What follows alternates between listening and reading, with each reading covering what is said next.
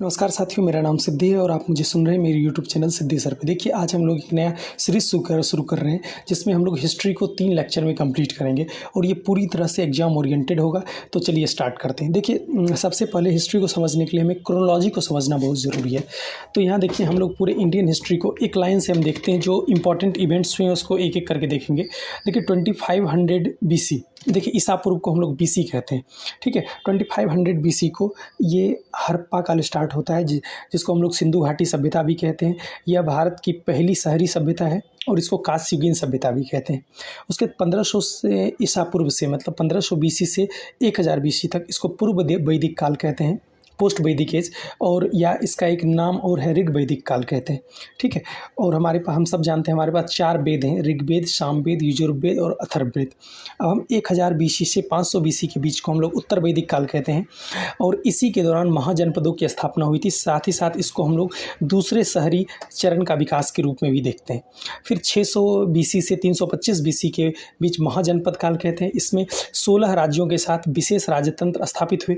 फिर 544 BC से 412 BC, इसको इस दौरान हर्यक वंश की स्थापना हुई थी और हर्यक वंश में 3 लोग हुए, 3 राजा हुए। बिंबिसार का पुत्र अजातशत्रु का पुत्र उदयन, ठीक है। इसके बाद 412 BC से 342 BC ये शिशुनाग वंश है। इसमें मुख्य रूप से 2 शासक हुए थे, एक शिशुनाग खुद हुआ था और एक उसका पुत्र कालाशोक। 344 BC से 323 BC ये नंद वंश का शासन रहा था और यहाँ के जो संस्थापक थे वहाँ महापदम नंद थे और इनका अंतिम जो शासक था वो घनानंद था। फिर 563 BC ये गौतम बुद्ध का जन्म दिवस है, मतलब इसी वर्ष जन्म हुआ था और ये बौद्ध धर्म की स्थापना की। फिर 540 BC ये महावीर का जन्म है और महावीर जैन धर्म के 24वें तीर्थंकर हुए, ठीक है। इनको वास्तविक संस्थापक भी कहा जाता है, लेकिन 24वें तीर्थंकर हुए थे, ठीक है। उसके 518 BC इसमें पारसियों का आक्रमण हुआ।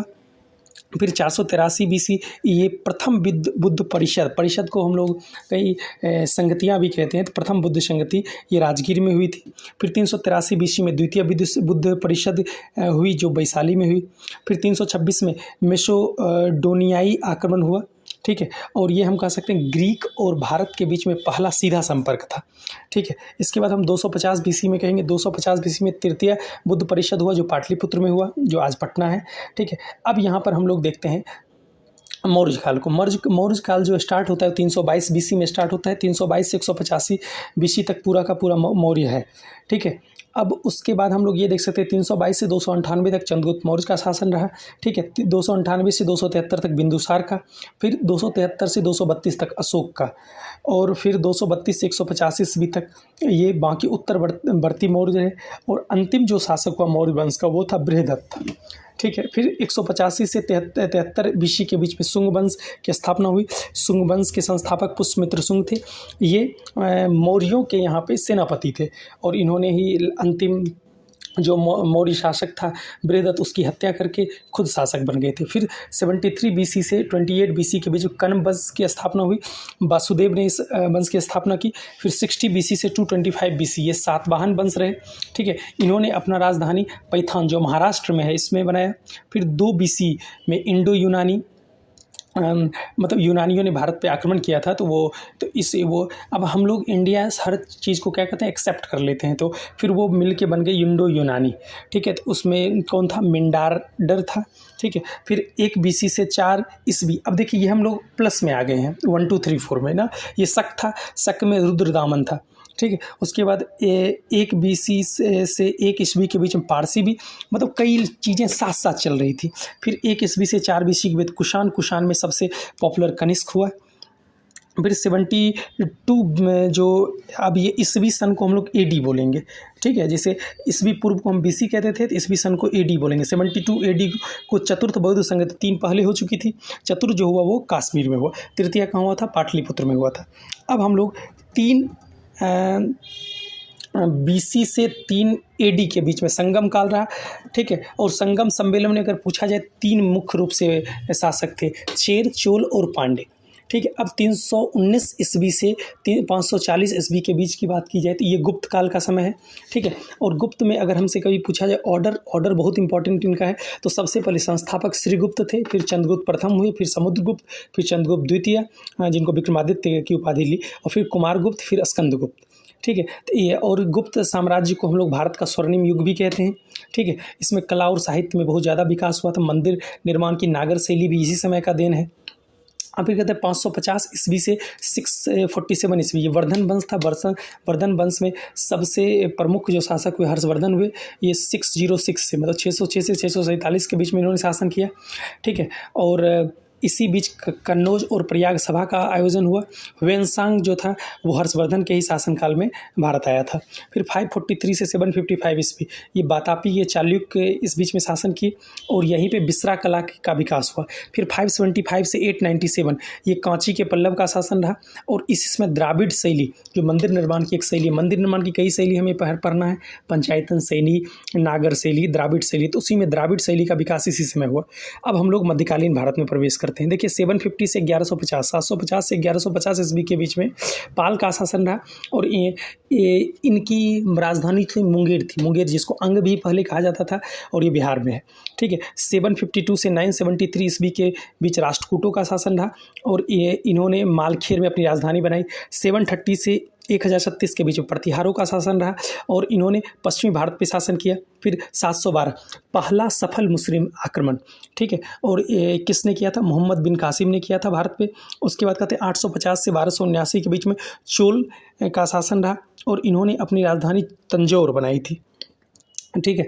अब उसके बाद आगे से 998 से 1030 ईस्वी के बीच में प्रथम तुर्की आक्रमण हुआ जो गजनी ने किया था और आपको ध्यान रहे कि गजनी ने टोटल 17 बार आक्रमण किया भारत पे, ठीक है। और उसमें उसका 16वां आक्रमण जो सोमनाथ मंदिर पे था बहुत ही पॉपुलर हुआ था, ठीक है। आइए 1175 से 1206 के बीच में ये द्वितीय तुर्की आक्रमण हुआ जो मोहम्मद गोरी ने किया, ठीक है। मोहम्मद गोरी का मुख्य रूप से 3 आक्रमण का माना जाता है। पहला आक्रमण उन्होंने गुजरात में करी थी जिसमें उनको हार का सामना करना पड़ा। फिर 1191 में तराइन का प्रथम युद्ध पृथ्वीराज चौहान तृतीय वर्सेस गौरी, जो यहाँ पे आप देख रहे हैं नेक्स्ट में। और फिर 1192 में तराइन का द्वितीय युद्ध जिसमें पृथ्वीराज चौहान तृतीय की हार हो गई और ये लोग भारत पे अपना शासन व्यवस्था संभाल लिए। अब 1178 से 1192 के बीच पृथ्वीराज चौहान और मोहम्मद गौरी के बीच में 1191 में तराइन का प्रथम युद्ध, इसमें पृथ्वीराज चौहान तृतीय विजय होते हैं। ये जो पृथ्वीराज चौहान है बेसिकली ये पृथ्वीराज चौहान थर्ड है, तृतीय। और द्वितीय युद्ध जो है तराइन का द्वितीय 1192 में हुआ जिसमें पृथ्वीराज चौहान की हार हो जाती है। अब हम लोग सल्तनत काल पे आएंगे जो 1206 से 1526 के बीच में चली है, ठीक है। सल्तनत काल 1206 से 1526। सल्तनत काल में टोटल 5 वंश हुए। पहला गुलाम वंश, ठीक है। गुलाम वंश के बाद दूसरे खिलजी आए, फिर सैयद आए, फिर लोदी आए। एक बार ऑर्डर फिर से कर लेते हैं। गुलाम के बाद दूसरे हैं हमारे खोने, दूसरे हैं गुलाम के बाद खिलजी के बाद तुगलक, फिर सैयद, फिर लोदी, ठीक है। तो पहले गुलाम वंश में 1206 से 1210 के बीच कुतुबुद्दीन ऐबक का शासन था। लेकिन ये ध्यान रखना इसको कुतुबुद्दीन ऐबक को हम लोग लाख बख्श, कुरान ख्वा, ठीक है, इन सब के नाम से जानते हैं। 2.5 दिन का झोपड़ा भी इसी से जुड़ा है। 2.5 दिन झोपड़ा कहाँ? अजमेर में है। और वो पहले एक जैन मंदिर था जिसको बाद में बना दिया गया। और उसके ऊपर से याद रखना है कि कुतुबुद्दीन ऐबक ने कुतुब मीनार की स्थापना की। घोड़े से गिरने के दौरान इसकी मृत्यु हो गई। कुतुबुद्दीन ऐबक लाहौर से अपना शासन चलाता था। फिर 1211 से 1236 के बीच में शमसुद्दीन इल्तुतमिश ने दिल्ली से अपनी शासन व्यवस्था संभाली। फिर 1236 से 1240 के बीच रजिया सुल्तान भारत पे शासन करने वाली पहली एकमात्र मुस्लिम महिला। फिर 1240 से 66 के बीच का जो समय रहा कमजोर उत्तराधिकारी रहे जिसमें आराम हुए, नसरुद्दीन महमूद हुए। नसरुद्दीन महमूद के बारे में कहा जाता है कि वो टोपी सिल के अपना जीवन यापन करते थे। फिर 1266 से 1287 के बीच में गयासुद्दीन बलबन शासक बने जिन्होंने दीवाने अर्ज की स्थापना की, सिजदा और पौबोस की प्रथा शुरू करी, लौह एवं रक्त की नीति अपनाई। फिर आई खिलजी वंश 1290 से 1296 के बीच में जलालुद्दीन खिलजी रहे जो खिलजी वंश के संस्थापक हैं। 1296 से 1316 अलाउद्दीन खिलजी, इन्होंने कई प्रशासनिक सुधार किए, दाग एवं चेहरा की पद्धति की शुरुआत करी, ठीक है। अलाउद्दीन खिलजी के बारे में कहा जाता है कि सिकंदर सानी की उपाधि ली, इन्होंने नाप तोल की व्यवस्था को ठीक किया। फिर आते हैं तुगलक वंश 1320 से 1325 गयासुद्दीन तुगलक जो संस्थापक थे। 1325 से 1351 मोहम्मद बिन तुगलक, इन्होंने भी बहुत सारे प्रशासनिक सुधार लाए, ठीक है। कई महत्वाकांक्षी परियोजना को लागू किया इन्होंने। फिर आते हैं 1351 से 1388, फिरोज शाह तुगलक, ये कई शहरों के संस्थापक हैं। फिर 1398 से 1399 तैमूर का आक्रमण हुआ भारत पे, और कह सकते हैं चंगेज खां के वंशज तैमूर ने मोहम्मद शाह तुगलक के शासनकाल में आक्रमण किया। फिर इसके बीच में एक सैयद वंश आता है। सैयद बेसिकली चंगेज खां के ही सेनापति थे, वो बहुत इंपॉर्टेंट नहीं है। फिर लास्ट आया लोधी। लोधी में 1451 से 1488 के बीच में भालाल लोधी थे, जो लोधी वंश के संस्थापक थे। फिर 1489 से 1517 ईस्वी सिकंदर लोधी, ये आगरा शहर की स्थापना की। ठीक है, 1517 से 1526 ये इब्राहिम लोधी। इन्होंने इब्राहिम लोधी और बाबर के बीच में पानीपत की पहली लड़ाई हुई थी, जिसमें इब्राहिम लोधी क्या हुआ था, हार गया था और बाबर की जीत हो गई। इसके साथ ही भारत में मुगलों का साम्राज्य स्थापित हो गया। अब थोड़ा उधर देख लेते हैं साउथ की तरफ। तो साउथ की तरफ देखेंगे विजयनगर और बहमनी राज्य। देखिए 1336 से 1485 इसमें संगम वंश रहा, जिसमें बुक्का के द्वारा स्थापना की गई थी। 1485 से 1505 सुलुभ वंश, जिसके संस्थापक सुलुभ नरसिम्हा थे। फिर कैसे 1505 से 1570 तुलुभ वंश, ये ऊपर वाला सुलुभ था, ये तुलुभ है, वीर नरसिम्हा। फिर 1509 से 1529 कृष्णदेव राय का शासन रहा, जो बाबर के समकालीन थे और ये एक बहुत ही प्रतिभाशाली विद्वान थे। फिर 1517 से 1650 ये अरबीडू वंश का शासन रहा। ठीक है, और ये तिरुमल द्वारा स्थापित था। अब बहमनी राज्य में आते 1343 से 1358 ईस्वी अलाउद्दीन हसन बहमन शाह थे। उसके बाद हम कह सकते हैं कि 1397-1422 ये ताजुद्दीन फिरोज शाह थे। फिर 1422 से 1435 अहमद शाह वली। फिर मुगल साम्राज्य में आते 1526 से 1530 बाबर रहा, पानीपत की पहली लड़ाई। ठीक है, उसके बाद इसने मुगल साम्राज्य की स्थापना की। बाबर ने टोटल 4 लड़ाई लड़ी। ठीक है, पानीपत, फिर खानबाद, चंदेरी और एक और लास्ट लड़ाई इनकी थी। उसके बाद 1530 से 1540 के बीच में हुमायूं शासक रहा। ठीक है, लेकिन शेरशाह सूरी के द्वारा इसे हरा दिया गया। बाद में 1555 में दोबारा ही शासक बनता है, लेकिन 1556 में इसकी मृत्यु हो जाती है। ठीक है, अब इधर हुमायूं की बात की जाए तो सूरवंश का स्थापना किया था 1540 में, जो 1555 तक चला। शेरशाह ने हुमायूं को हराया और 1540 से 45 ईस्वी तक शासन किया। अब 1556 में बात करते पानीपत की दूसरी लड़ाई होती है, अकबर बनाम हेमू। ठीक है, उसके बाद कहते 1556 से 1605 तक अकबर का शासन रहा, जो दीन इलाही धर्म का संस्थापक माना जाता है, और उसने मुगल साम्राज्य का विस्तार किया। फिर कहते 1605 से 1627 के बीच में जहांगीर के राज्य में कैप्टन विलियम हॉकिंस और सर थॉमस रो आया था। ठीक है, उसके 1628 से 1658 के बीच में शाहजहां का शासन रहा।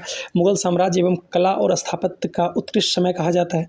फिर 1658 से 1707 औरंगजेब का शासन रहा, जो मुगल साम्राज्य के पतन की शुरुआत यहीं से हुई। ठीक है, 1707 से 1857 तक उत्तरवर्ती मुगल रहे, और अंग्रेजों की ताकत बढ़ाने के साथ ही मुगल साम्राज्य में फूट पड़ती चली गई और मुगल साम्राज्य 1857 में समाप्त हो गया। अब इधर मराठा और मराठा संघ के बारे में देखते हैं। देखिए, मराठा राज्य 1674 से 1720 के बीच का है। ठीक है, 1674 से 1680 तक ये शिवाजी रहे। ठीक है, जो औरंगजेब के समकालीन थे और दक्कन में मुगलों की सबसे बड़ी चुनौती रहे। फिर 1680 से 1689 तक संभाजी शासन किए। फिर 1689 से 1700 तक राजाराम ने शासन करी। फिर 1700 से 1707 तक ताराबाई खुद सो एक संरक्षिका थे अपने पुत्र की, तो खुद तो शासिका नहीं थी, लेकिन ये शासन सत्ता इन्हीं के हाथ में थी। 1707 से 1749 तक साहू जी महाराज का शासन रहा, जो ये पेशवा का उदय इसी समय होता है।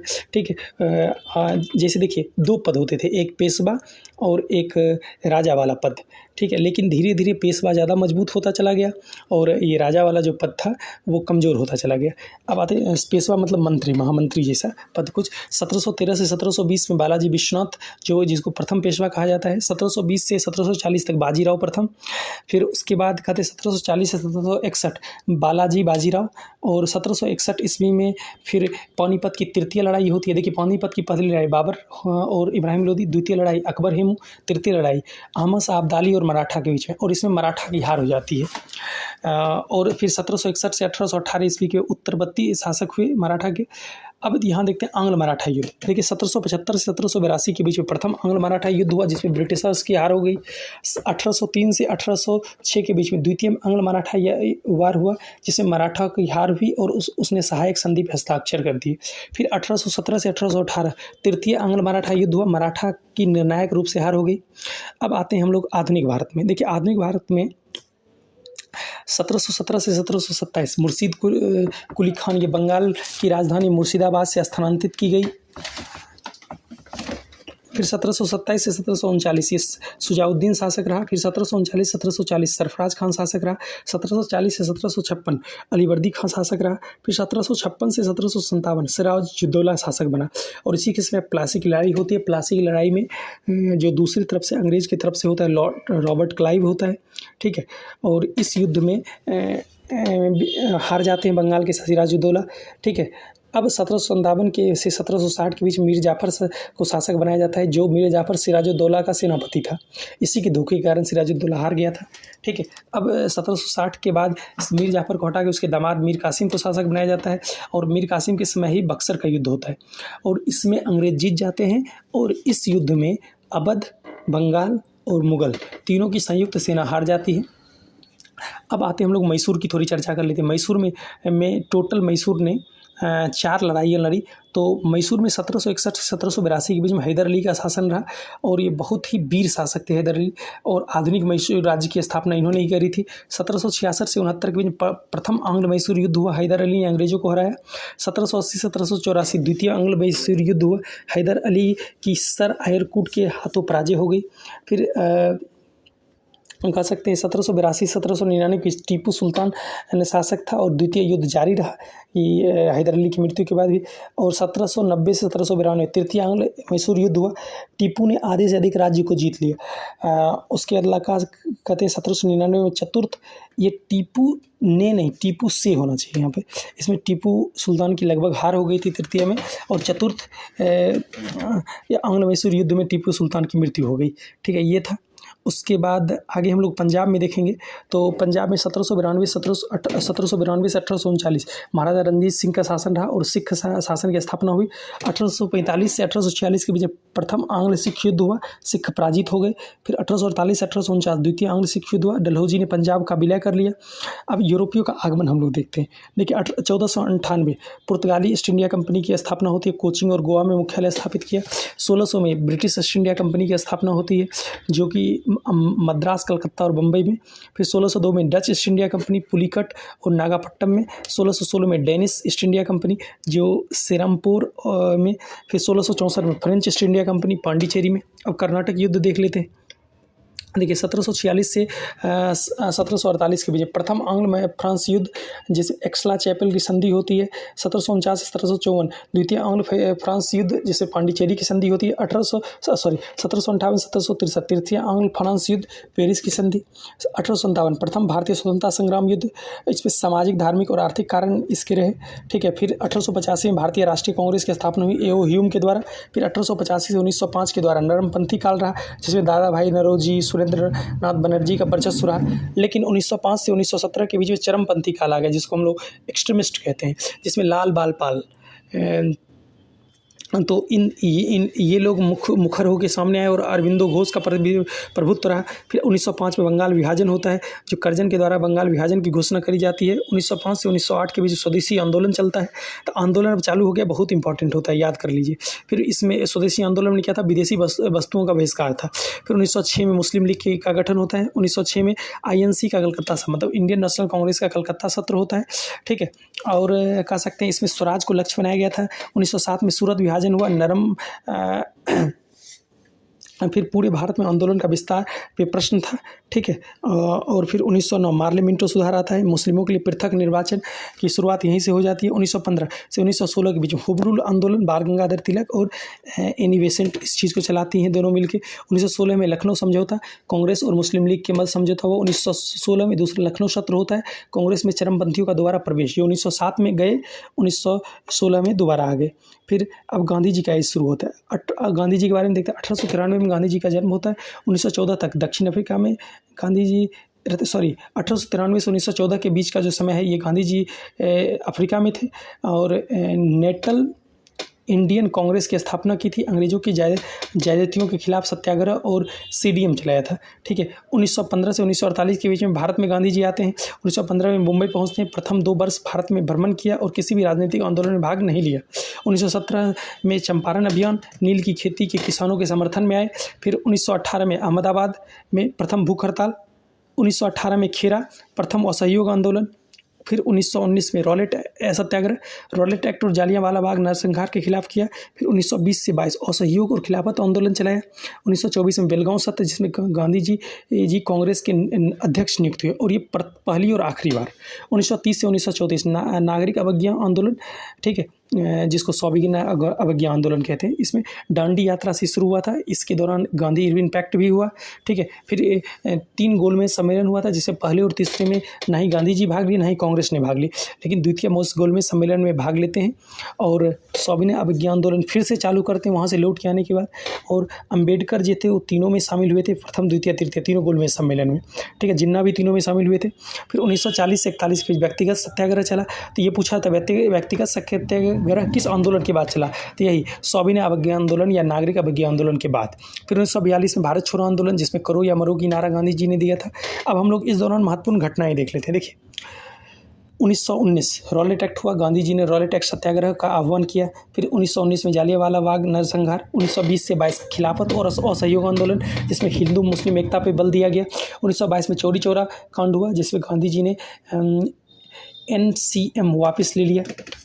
NCM का नॉन कॉपरेशन मूवमेंट, असहयोग आंदोलन जिसको कहते हैं। फिर 1923 में कांग्रेस से खिलाफत स्वराज दिवस मनाया गया विधायी परिषद में प्रवेश के लिए, ठीक है। उसके बाद का 1927 में साइमन कमीशन आया और जिसको श्वेत कमीशन कह के उसका बहिष्कार किया गया पूरे देश में। फिर 1928 में नेहरू समिति ने अपनी रिपोर्ट, और अच्छा ये नेहरू समिति मतलब यहाँ मोतीलाल नेहरू हैं, जवाहरलाल नेहरू नहीं, ये संविधान के सिद्धांत तय करने के लिए था। फिर 1929 में जिन्ना ने 14 सूत्र दिए।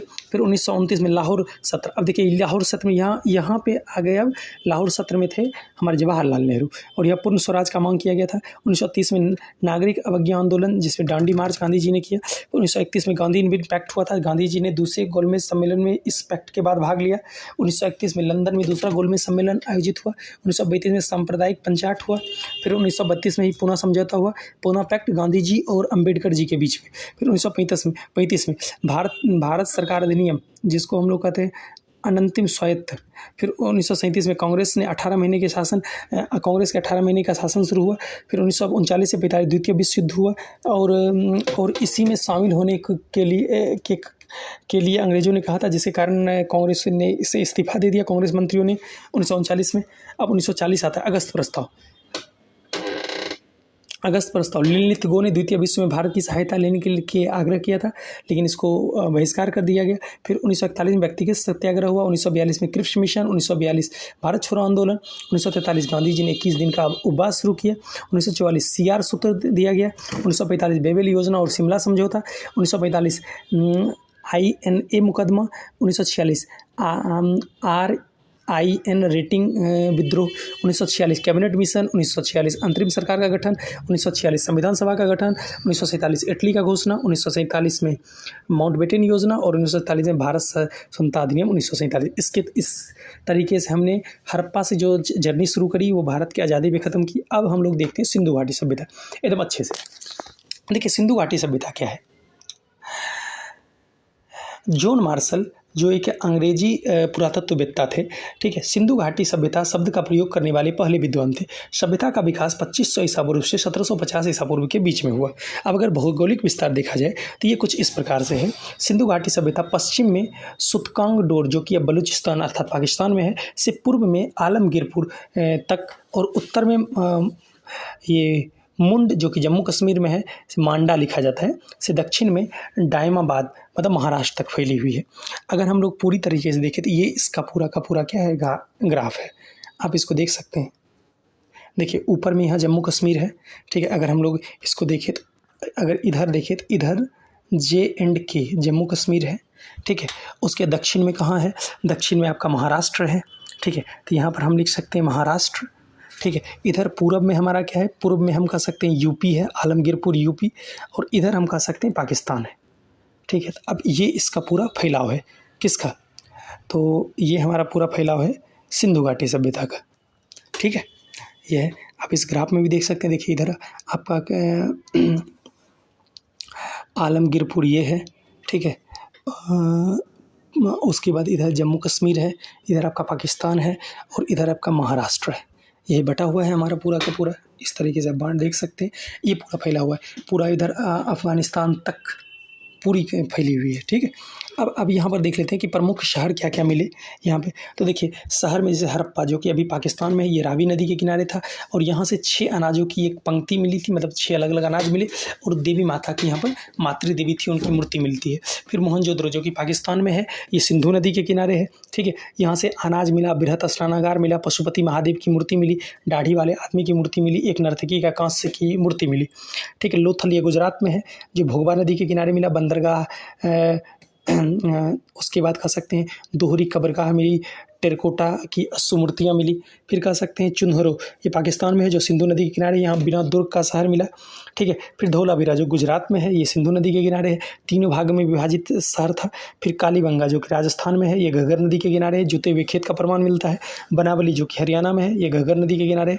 फिर राखीगढ़ी, ये भी हरियाणा में है। रूपर हरियाणा, मिताथल हरियाणा, भगवत राव गुजरात, रंगपुर गुजरात, कोटदीजी पाकिस्तान, सुतकांगडो ये पाकिस्तान में। मतलब इस तरह से शहर, और पूछा जाता है वर्तमान वो कहाँ है, तो आप बता सकते हैं इसको देख के।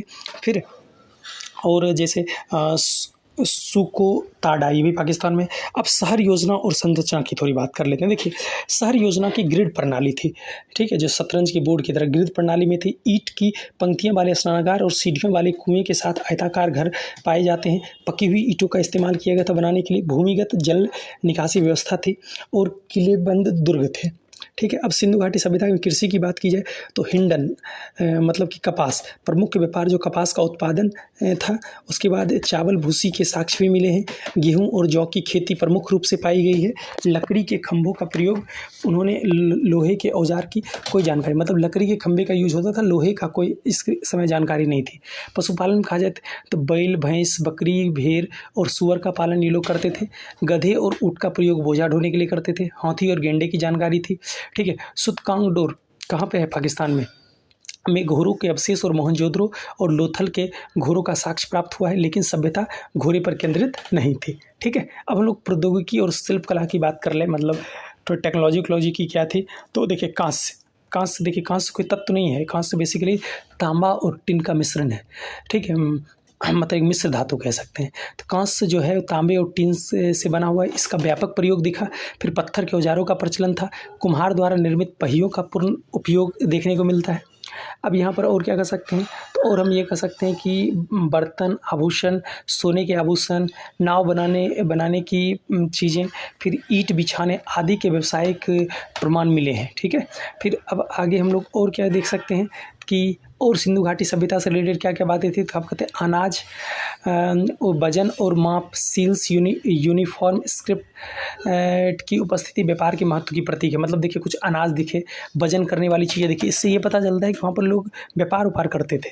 अच्छा, अब व्यापार में कि जैसे पैसा तो था नहीं उसमें, तो किस चीज़ का ये वस्तु विनिमय प्रणाली, जिसको वाटर सिस्टम कहते हैं, उसका उपयोग होता था। फिर लोथल, सुतकांगडोर व्यापार के लिए प्रयोग किए जाने वाले बंदरगाह शहर थे। ठीक है, उसके बाद कहते हैं कि व्यापार स्थल अफगानिस्तान, ईरान, मध्य एशिया, इन सब चीज़ करते थे। मेसोपोटामिया की सभ्यता से संपर्क के भी दर्शन होते हैं कि मतलब कि देख इधर हड़प्पा उधर मेसोपोटामिया, दोनों के बीच में व्यापार दिखता था। ठीक है, अब थोड़ा आगे बढ़ जाते हैं, राजनीतिक संगठन देख लेते हैं। देखिए एक मजबूत केंद्रीय प्राधिकरण के माध्यम से प्राप्त सांस्कृतिक एकरूपता दिखती है। किसी मंदिर या धार्मिक संरचना की उपस्थिति के साक्ष्य नहीं पाए गए हैं। हड़प्पा संभवतः व्यापारी वर्ग द्वारा शासित था। हथियार का प्रयोग के ज़्यादा साक्ष्य नहीं मिले हैं।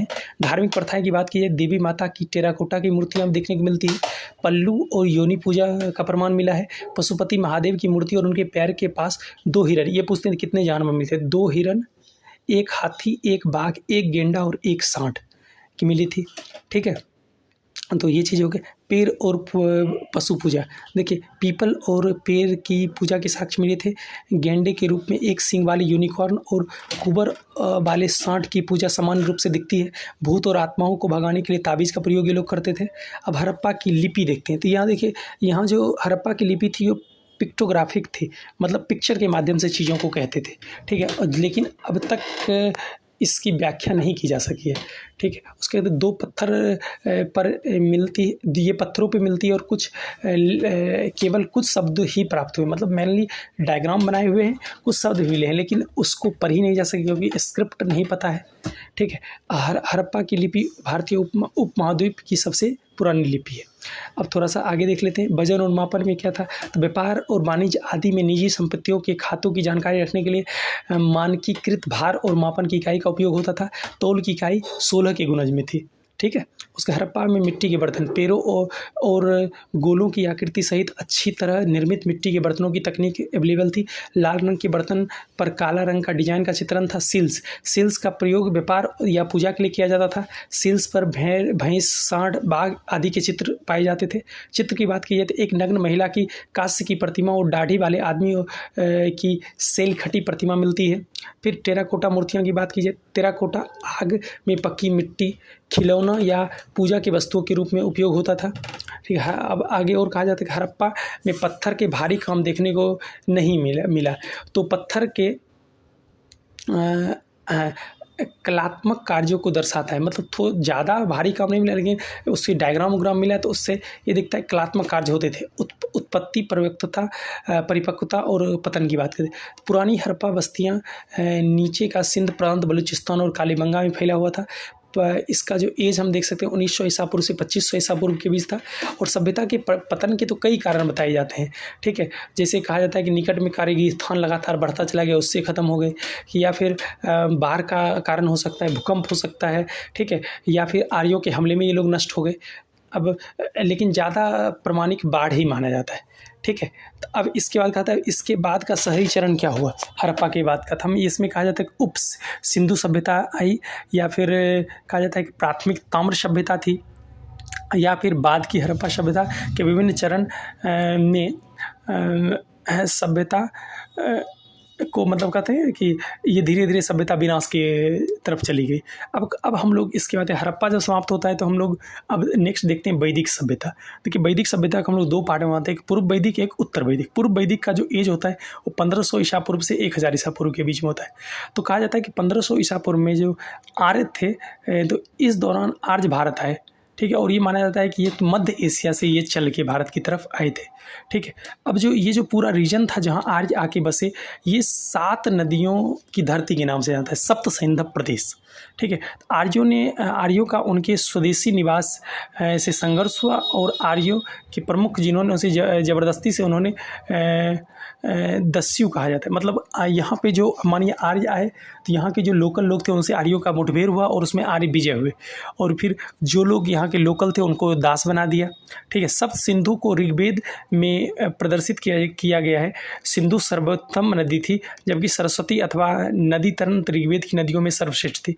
मतलब कहा जाए सप्त सैंधव प्रदेश मतलब 7 नदियों से घिरा हुआ था, उसमें सिंधु महत्वपूर्ण थी, लेकिन और भी उसमें नदियाँ जैसे सरस्वती, ठीक है, भी थी, और इसका ये भी सर्वश्रेष्ठ मानी जाती थी। अब देखिए यहाँ ऋग्वेदिक नाम देख लें, जैसे सिंधु का आधुनिक नाम सिंधु ही है, बिस्तता का आधुनिक नाम झेलम है। ठीक है। ये पंजाब के पास है। फिर अस्किनी, ये सब नदी का नाम है। अस्किनी को चिनाब कहा जाता है, पुरुषनी इसको रावी कहा जाता है, बिपाशा को बीस कहा जाता है, सुतुद्री इसको सतलुज कहा जाता है। अब वैदिक चरण के बाद का, जैसे अब 1000 से 500, देखिए 1500 से 1000 तो हम लोग देख लिए, अब 1000 से 500 के बीच में देखते हैं। तो देखिए वैदिक काल के बाद का इतिहास मुख्य रूप से वैदिक ग्रंथों पर आधारित था, जो कि ऋग्वेद आधार की संकलित थी। उत्तर वैदिक ग्रंथ इसको कहा जाता है। देखिए सबसे पहला वेद संहिता देखते हैं। वेद संहिता में हम लोग ऋग्वेद तो ऋग्वेदिक काल में देख लिया। अब सामवेद, यजुर्वेद, अथर्ववेद की बात करते हैं। देखिए सामवेद तो लिखा जाता है कि इसमें सामवेद में क्या है, ऋग्वेद के लिए गाय भजनों के साथ मंत्रों की पुस्तक है। यह वेद भारतीय संगीत के लिए महत्वपूर्ण है, ये ध्यान रखना है। सामवेद किसके लिए, भारतीय संगीत के लिए। यजुर्वेद किसके लिए, तो हम कह सकते हैं कर्म कांडों के लिए। ठीक है। अथर्ववेद किसके लिए, तो हम कह सकते हैं रोग निवारण के लिए। ठीक है। तो ये 3 बातें ध्यान रखनी है हमें। ठीक है। उसके बाद आगे हम लोग और क्या देख सकते हैं, ब्राह्मण। तो देखिए सभी वेदों के व्याख्यात्मक भाग होते हैं। बलिदान और अनुष्ठानों की बहुत विस्तार से चर्चा की गई है। अब आगे हम लोग देखते हैं, देखिए ऋग्वेद की सबसे पहले बात करते हैं। ठीक है। ऋग्वेद में 10 मंडल हैं, और जो कि 1028 मतलब 1028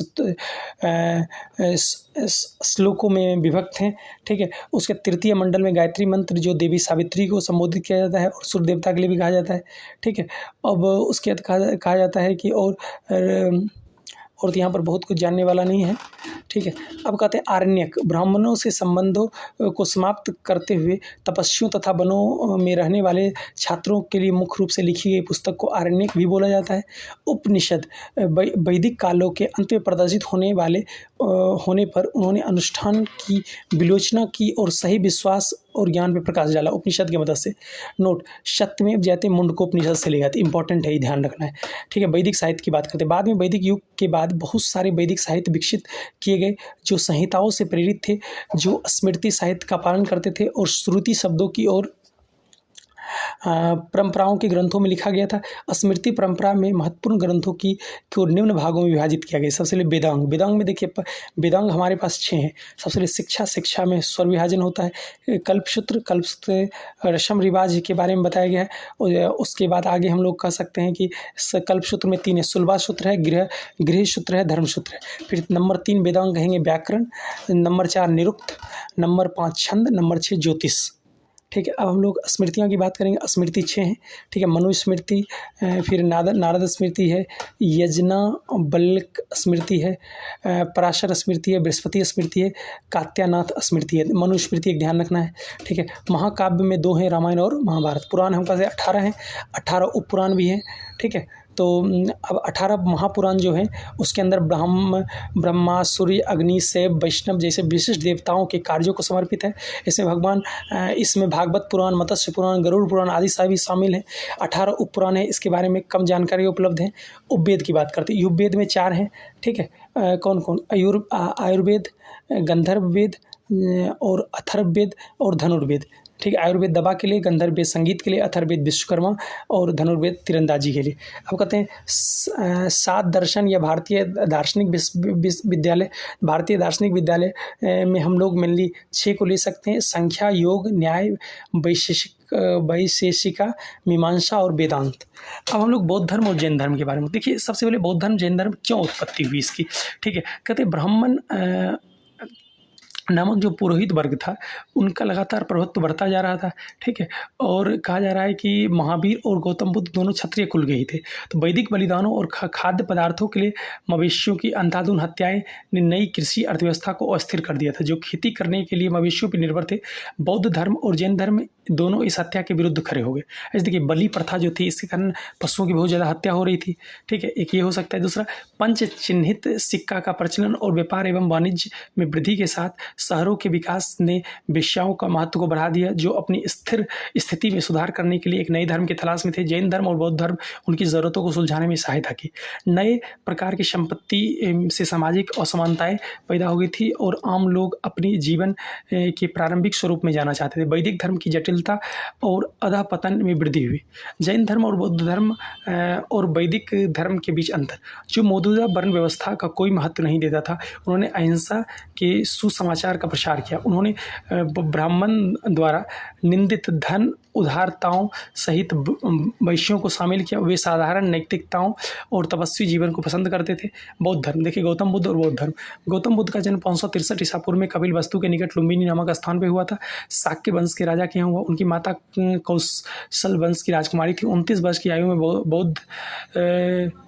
महात्मा बुद्ध ने जीवन के 4 दृश्य उन्हें त्याग के मार्ग पे ले गए। ये 4 चीज़ क्या थे? बूढ़ा आदमी, बीमार व्यक्ति, सन्यासी और मृत व्यक्ति।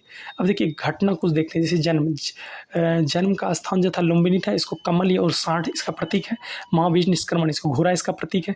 निर्वाण बोध गया में हुआ, जिस बौद्ध वृक्ष इसका प्रतीक है। धर्मचक्र परिवर्तन सारनाथ में हुआ, चक्र इसका प्रतीक है। महापरिनिर्वाण कुशीनगर में हुआ, स्तूप इसका प्रतीक है। बौद्ध धर्म के सिद्धांत 4 आर्य सत्य दिए।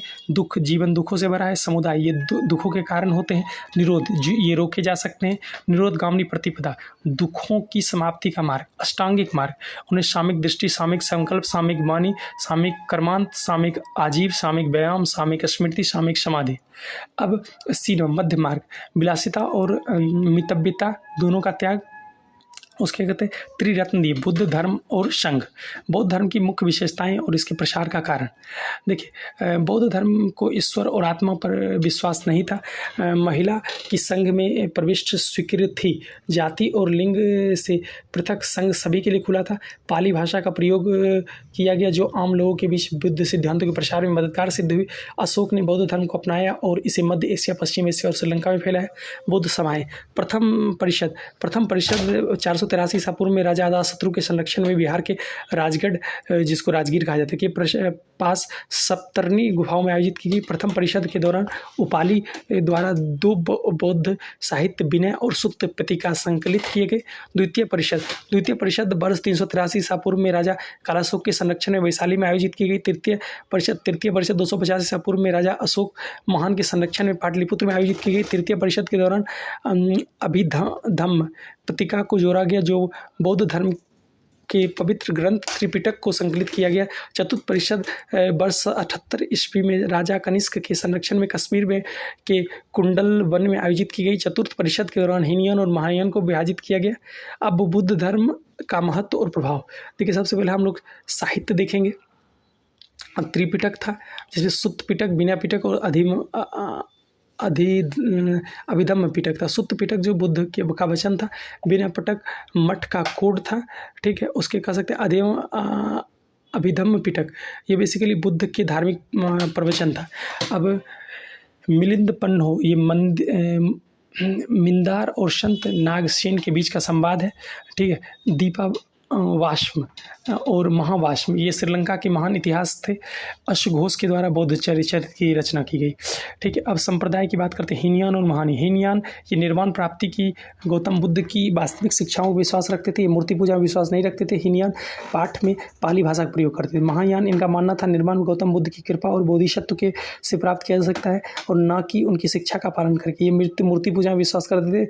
महायान पाठ में संस्कृत भाषा का प्रयोग करते थे। वज्रयान इनका मानना था निर्वाण जादू और काले जादू की सहायता से प्राप्त किया जा सकता है। बोधिसत्व में 6 हैं। वज्रपाणी, पद्मपाणी, फिर मंजूश्री, मैत्रेय, किस्तग्रह और अमिताभ। अब बौद्ध धर्म की वास्तुकला। पूजा का स्थल बुद्ध या बोधिसत्व के अवशेषों वाला स्तूप, चैत्य प्रार्थना कक्ष, जबकि बिहार भिक्षुओं का निवास स्थान था। चैत्य पूछा जाए प्रार्थना कक्ष था और बिहार क्या था, भिक्षुओं का निवास स्थल था, ठीक है। उसके बाद कहा जाएगा गुफा वास्तुकला का विकास। जैसे गया में बराबर की गुफाएं कहाँ है, गया में है। मूर्ति पूजा और मूर्तियों का विश्वास। उत्कृष्ट विश्वविद्यालयों का निर्माण जिसने पूरे विश्व में छात्रों को आकर्षित किया। अब जैन धर्म की बात कर लेते हैं। देखिए, जैन धर्म 24 तीर्थंकरों में विश्वास करता है जिसमें ऋषभदेव सबसे पहले और महावीर बुद्ध के समकालीन 24वें तीर्थंकर थे। 23वें तीर्थंकर पार्श्वनाथ जिनका प्रतीक नाग है, बनारस के राजा अशोसेन के पुत्र थे। 24वें और अंतिम तीर्थंकर वृद्धमान महावीर जिनका प्रतीक शेर था। उनका जन्म कुंडल ग्राम बिहार के जिला मुजफ्फरपुर में 598 ईसा पूर्व में हुआ था। जिनके पिता सिद्धार्थ जात्रिक कुल के मुखिया थे। उनकी मां त्रिशला वैशाली के लिच्छवी के राजा चेतक की बहन थी। महावीर बिंबिसार से संबंधित थे। यशोदा से विवाह के बाद बेटी प्रियदर्शनी का जन्म हुआ और जिनके पति जामिल उनके पहले शिष्य बने। 30 वर्ष की उम्र में अपने माता पिता की मृत्यु के बाद वे सन्यासी बन गए। अपने सन्यास के 13वें वर्ष वे जाम्बिक ग्राम के बाहर उन्हें सर्वोच्च ज्ञान अर्थात कैवल्य की प्राप्ति हुई। तब से उन्हें जैन या जितेंद्रिय और महावीर और उनके अनुयायियों को जैन नाम से दिया गया। उन्हें अरिहंत की उपाधि प्राप्त हुई अर्थात योग्यता। 72 वर्ष की आयु में 527 ईसा पूर्व में पटना के पास पावापुरी में उनकी मृत्यु हो गई। जैन की 5 प्रतिज्ञाएं अहिंसा, सत्य, अस्तेय, अपरिग्रह और ब्रह्मचर्य। 3 मुख्य सिद्धांत दिए, अहिंसा, अनेकांतवाद और अपरिग्रह। जैन के त्रिरत्न क्या थे, सामयिक दर्शन, सामयिक ज्ञान, सामयिक आचरण। सामयिक दर्शन का मतलब सामयिक श्रद्धा होनी चाहिए। सामयिक ज्ञान का मतलब सामयिक जन। सामयिक आचरण का मतलब सामयिक कर्म। ज्ञान के 5 प्रकार उन्होंने दिए, मतिजन, श्रुतजन, अवधिजन, मना, पर्यायजन, केवलजन। जैन सभाएं। प्रथम सभा 300 ईसा पूर्व में चंद्रगुप्त मौर्य के संरक्षण में पाटलिपुत्र में हुई। उसके दौरान 12 अंग संकलित किए गए। द्वितीय महासभा 512 ईसा पूर्व में बल्लभी में हुई जिसके दौरान 12 अंग और 12 उपंग का अंतिम संकलन किया गया। संप्रदाय। श्वेतांबर और दिगंबर। श्वेतांबर स्थूलभद्र के थे। जो लोग सफ़ेद वस्त्र धारण करते थे ये लोग अकाल के दौरान उत्तर में रहे थे।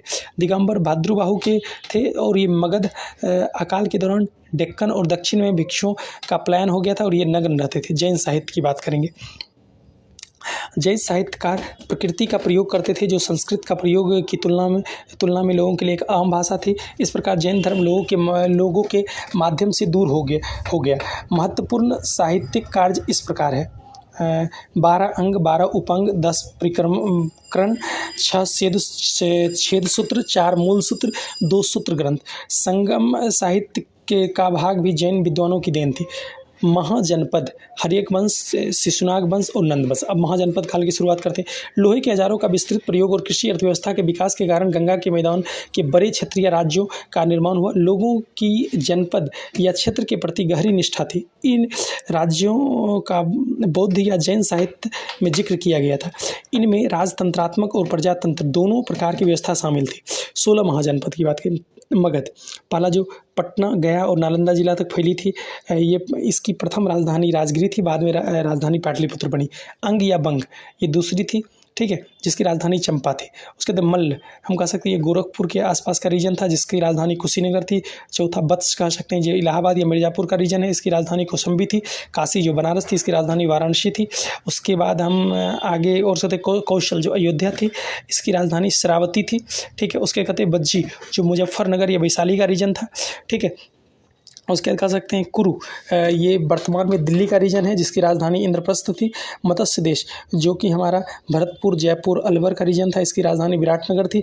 अश्मक ये नर्मदा और गोदावरी के मध्य का क्षेत्र था जिसकी राजधानी पेरताई थी। कंधार ये पेशावर और रावलपिंडी का क्षेत्र था जिसकी राजधानी तक्षशिला थी, ठीक है। कंबोज ये पाकिस्तान का हजारा जिला है जिसकी राजधानी राजापुर। अवंती जो मालवा का रीजन है। और आगे हम लोग कह सकते हैं चेदी बुंदेलखंड का रीजन है, ठीक है। और शक्तिमान चेदी राज्य की राजधानी थी। शक्तिमती चेदी राज्य की राजधानी थी। फिर शूरसेन जो कि ब्रजमंडल है, इसकी राजधानी मथुरा थी।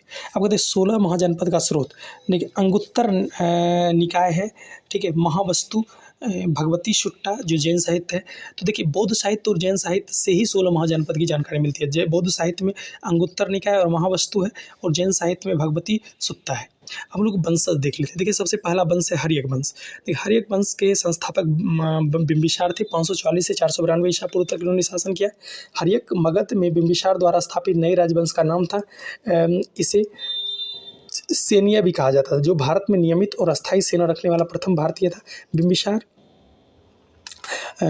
बुद्ध के समकालीन था। पाटलिपुत्र और राजगृह मगध राज्य की राजधानी थी। मगध बिहार में पटना तक फैला हुआ था। अजातशत्रु जो बिंबिसार का पुत्र था, ये 492 से 460 तक शासन किया। इसने अधिक आक्रामक नीति अपनाई, काशी और बिज्जी पर नियंत्रण किया, राजगीर किले का निर्माण किया। इसने प्रथम बुद्ध परिषद की आयोजना किया। उदयन जो इसका पुत्र था 460 से 440, इसने पाटलिपुत्र की स्थापना की और राजधानी को राजगीर से पाटलिपुत्र स्थानांतरित किया। अब शिशुनाग वंश की बात करते हैं। देखिए लोगों ने नाग दशक मतलब अंतिम हर्यक शासक को हटाकर शिशुनाग को चुना और इस तरह हर्यक वंश का अंत हो गया। शिशुनाग को कालाशोक ने अपदस्थ किया जो उसी का पुत्र था। इसी ने द्वितीय बौद्ध परिषद का आयोजन किया। अब नंद वंश की बात करते हैं। महापद नंद ने नंद वंश की स्थापना किया और प्रथम राजा थे। इसने मगध वंश को हटाया और नए साम्राज्य की स्थापना की। इसे मतलब कहते हैं कि क्षत्रियों का विनाश करने वाला और उग्रसेन के नाम से जाना जाता था। महापद नंद को एक रात अर्थात एकमात्र सम्राट कहा जाता था। प्रारंभ में नंदों ने मगध के एक बड़े हिस्से पर शासन किया और बाद में नंद वंश की सीमाओं का उसके शासकों द्वारा हर दिशाओं में विस्तार किया गया। घनानंद इसका अंतिम शासक हुआ। इसी के शासनकाल में अलेक्जेंडर अर्थात हमारा सिकंदर ने 326 ईसा पूर्व में उत्तर पश्चिमी भारत पर आक्रमण किया और घनानंद को मौर्य साम्राज्य के संस्थापक चंद्रगुप्त मौर्य ने हरा दिया। और आज हम लोग नंद वंश पे ख़त्म करते हैं। कल हम लोग मौर्य वंश से शुरू करेंगे दूसरे पार्ट में। Thank you very much.